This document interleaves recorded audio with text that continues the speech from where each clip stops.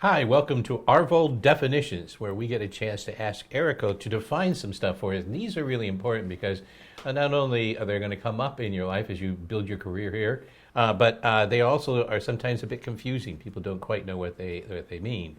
So first one is Taft-Hartley. Taft-Hartley is for all unions, actually. Mm-hmm. It's just we use it constantly in our office because it applies to the SAG-AFTRA union. And it is when you are not a union member and you are working on a union show, production needs to provide a Taft-Hartley with a good reason that you were hired as opposed to a union member.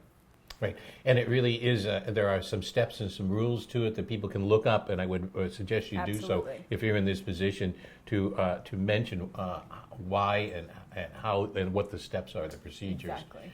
There are some things an actor needs to do and some things that the production office needs to do to allow this to happen. And you can Google Taft-Hartley Act and you'll see Senator Taft in 1947 is the one who made it. There is an ability for people to get into the union. That's the whole point of the way it is. So. And you can check the union websites on this. I would suggest it's a good, may I recommend that it's a really good exercise for you to really get savvy on that. Mm-hmm. Great. Next one, FICOR. FICOR is another one. Definitely defer to your union, to SAG-AFTRA. It is short for financial core, and it is a status. My understanding is that it's a status of when you were a union actor, but you are not making enough money as a union actor to pay your dues. So you go financial core, meaning you are then not an active part of the union, and what some of the ancillary parts of the deal are you can do non-union work when you're FICOR. I think you can still do union work in a right-to-work state. Right. I don't know about union states. Yeah, you maybe check your states. Right-to-work states is very different in a union state. Yep. Yeah. Exactly. So, but definitely defer to SAG for that one. But that term is used a lot. And for union members, there's also some stipulations you need to be careful about as far as pension and welfare goes, because that's part of it as well.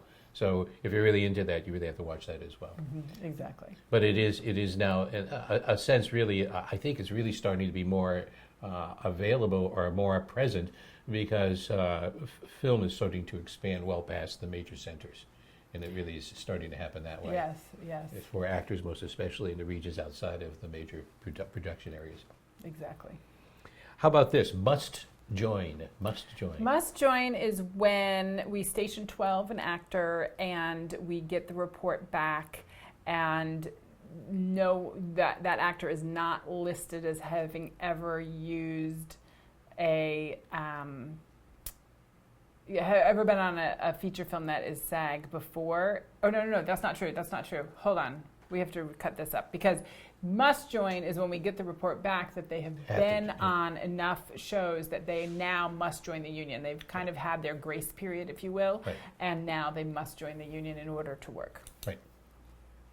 So the definition of Station 12.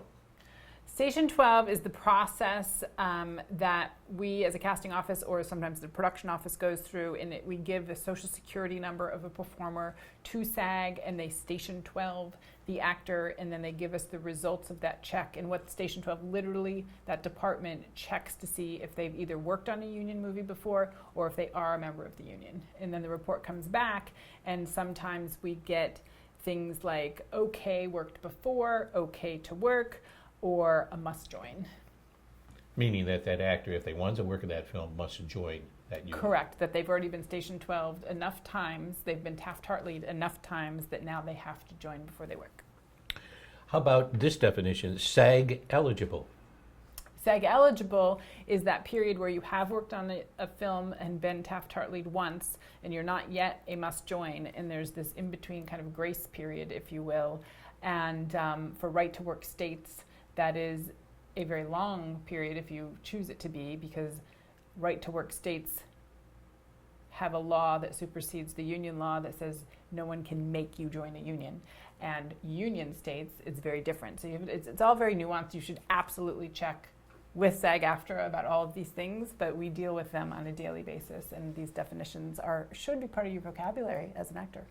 And rather than us doing it, I think it's, again, easier. May I gently recommend that what you do is go into the SAG-AFTRA website and click on membership, and it's very clearly defined. Then you have a chance to really read it and be thorough about it.